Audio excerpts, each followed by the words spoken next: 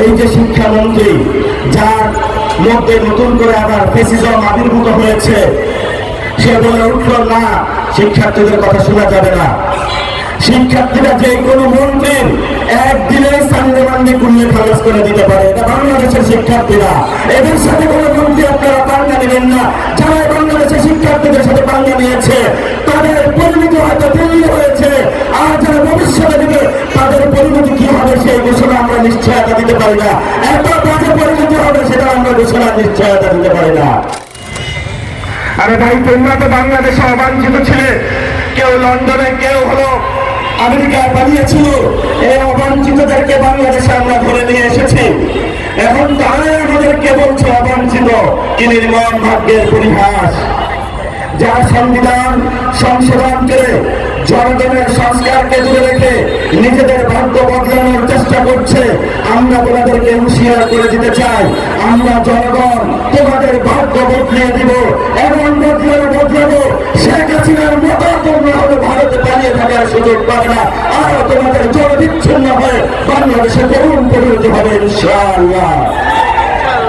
আপনারা সবাই তো অধিকাংশ বগুড়ার মানুষ বিএনপি করে, তো ভালো কথা, বগুড়ার ছেলেরা এইচএসসি পরীক্ষা দিতে গেছে। আপনারা দেখেছেন পুরো বাংলাদেশে আজান দিচ্ছে, কেউ আজানের জবাব দেবেন। ছাত্রীরা হলো পরীক্ষা দিতে গেছে, বাচ্চারা বললো আমরা একটা দিন পরে পরীক্ষা দিতে চাই। এই যে শিক্ষামন্ত্রী, যার মধ্যে নতুন করে আবার ফ্যাসিজম আবির্ভূত হয়েছে, সে বলে উঠল না শিক্ষার্থীদের কথা শোনা যাবে না। শিক্ষার্থীরা যে কোনো মন্ত্রীর একদিনে সামনে মান্ডে কুল্লে খালাস করে দিতে পারে, এটা বাংলাদেশের শিক্ষার্থীরা। এদের সাথে কোনো মন্ত্রী আপনারা পাঙ্গা নেবেন না। যারা বাংলাদেশের শিক্ষার্থীদের সাথে পাঙ্গা নিয়েছে তাদের পরিণতি হয়তো দিল্লি হয়েছে, আর যারা ভবিষ্যতে দিবে তাদের পরিণতি কি হবে সেই ঘোষণা আমরা নিশ্চয়তা দিতে পারি না।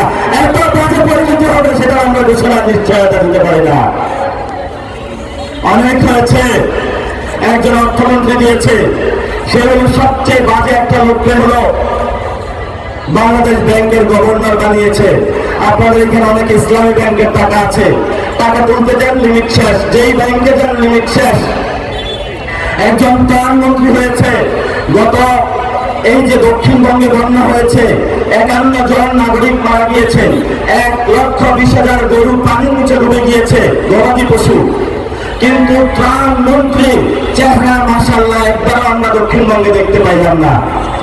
আরেকজন আছে আপনাদেরই প্রিয় ব্যক্তিত্ব সালাউদ্দিন, যার এমন মাপখানা, এমন অহংকার, যেই অহংকার হলো ফেরাউন নমরুদের চেয়ে বেশি তার অহংকারের মাত্রা বাড়ে গিয়েছে। এই ফেরাউন নমরুদকে সাহায্য করার জন্য বগুড়াবাসী 2024 জুলাই যেইভাবে রাস্তায় জেগে উঠছিল, রাজপথ প্রকম্পিত করেছিল, এইসব নমরুদ ফেরাউনদেরকে সাইজ করার জন্য নতুন করে আমাদের বগুড়াবাসী জেগে উঠে প্রস্তুত আছে তো? যদি প্রস্তুত থাকেন তাহলে আমরা শুধু সমালোচনায় কিছু সমাধান করে বক্তব্য শেষ করব। প্রথমত, আমাদের অর্থনৈতিকভাবে আমরা খুব বিপর্যস্ত।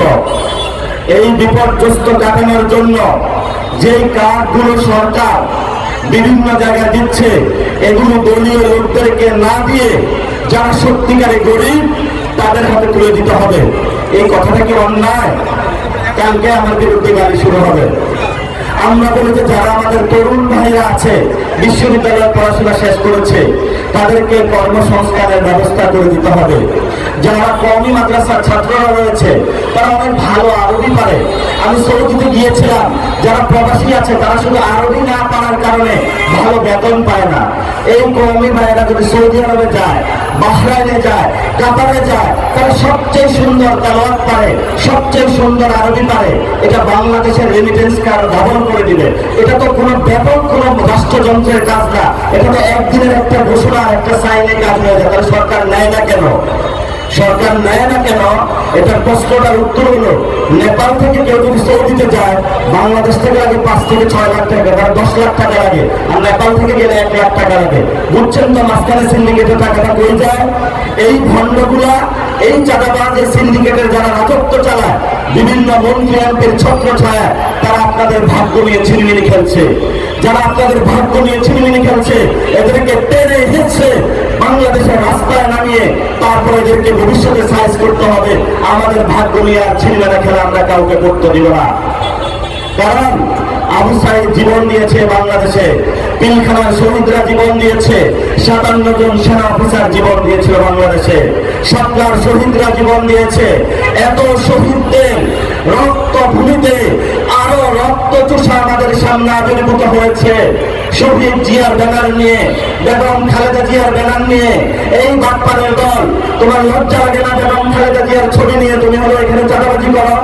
বাটপারের দল, তুমি বেগম খালেদা জিয়ার শহীদ জিয়ার ছবি নিয়ে দুর্নীতি করো, বেগম খালেদা জিয়ার ছবি নিয়ে তুমি চাঁদাবাজি করো। কখনো কি বেগম খালেদা জিয়া বলেছে যে চাঁদাবাজি করতে? বেগম খালেদা জিয়া শহীদ জিয়ার নিয়ে স্লোগান নিয়ে তুমি ভারতের দালালি করো।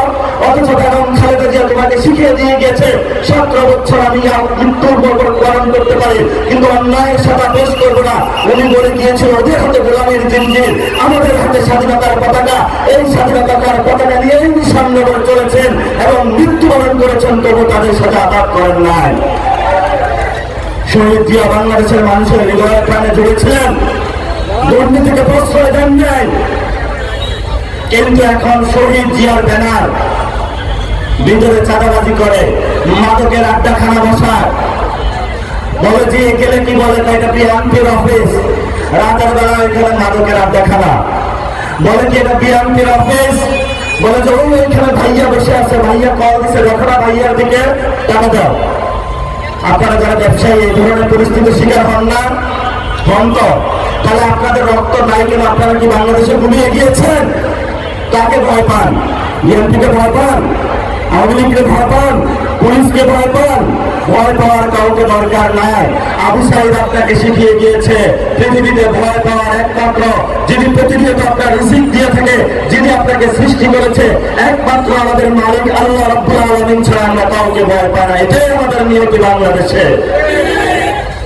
ভারত রাষ্ট্র অনেক চেষ্টা করতেছে বাংলাদেশে একটা গন্ডগোল পাকানোর জন্য। সীমান্তে অনেক মানুষকে তারা সমাবেশ করেছে বাংলাদেশকে ফেলে পাঠানোর জন্য। শহীদ জিয়া বলেছিলেন উই রিভল্ট, ভারতের সাথে কোনো আপোষ নেই, বাংলাদেশ স্বাধীনতার নতুন ভাবে লড়তে চায়, স্বাধীনতা তিনি এনে দিয়েছিলেন। কিন্তু আজকে চাটার দল চোরের দৃষ্টি শহীদ জিয়ার নাম ব্যবহার করে ভারতের সাথে হাত মিলিয়েছে। সংসদে যখন আমরা নোটিশ পাঠাই যে ভারত রাষ্ট্র বাংলাদেশে সীমান্ত হত্যা চালাচ্ছে, এই ধরনের চাটার দল এখন বলে বাংলাদেশের সংসদে সীমান্ত হত্যা নিয়ে আলোচনা করা যাবে না, দুর্নীতি নিয়ে আলোচনা করা যাবে না, পুলিশিং নিয়ে আলোচনা করা যাবে না। যেই সংসদ জনতার নয় সেই সংসদকে আমরা ধিক্কার জানাই।